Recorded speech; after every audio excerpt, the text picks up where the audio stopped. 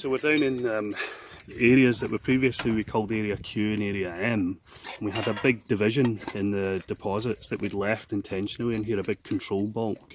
And that was to read off some of the relationships vertically. But we've taken that down largely. And it's great because it's allowing us to unite these two areas. We can see them unified across the piece.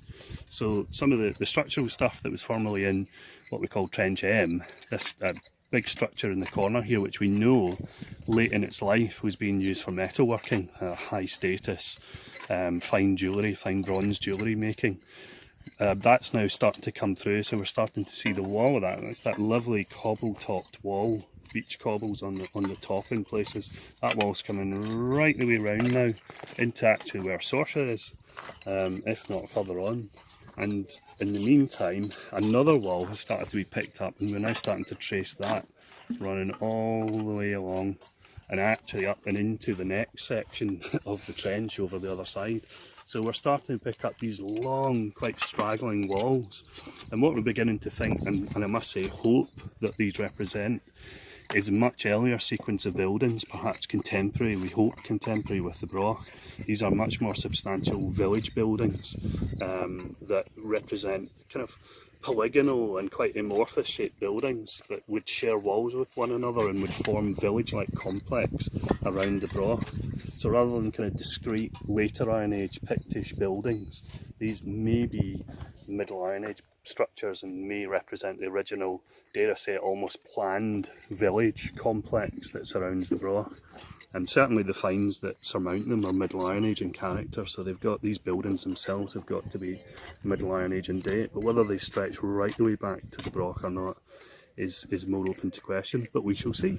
So you can, from up here on top of this spoil heap out on the eastern side of the site, you get really nice overview of what's going on. So obviously the hulking Broch at the centre of everything, that massive structure there, you can see something of the front wall of that thing and the major entrance running into it in that deeper shadow immediately in the centre. And then over to the south you can see that southern extension with the ditch, just the upper fills of the ditch, it's out there. That people are excavating, and simultaneously they're starting to reach the village buildings on this southern side that are really abutting up against the Broch itself.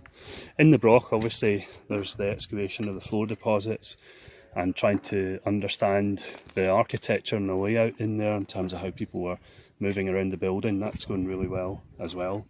And then as you sweep around to the northern side of the site, you're looking down on these emergent walls, these long, quite straggling walls, which we think, we hope, are going to turn out to be part of the Middle Iron Age village that goes with the Broch as well. So things are going quite well. We've got a few other things to take care of in the near future, but things are doing really well on site, and we're kind of with the plan at the minute. It's all going according to plan, and of course the blessed weather that we're having at the minute is helping no end, because it is just phenomenal today.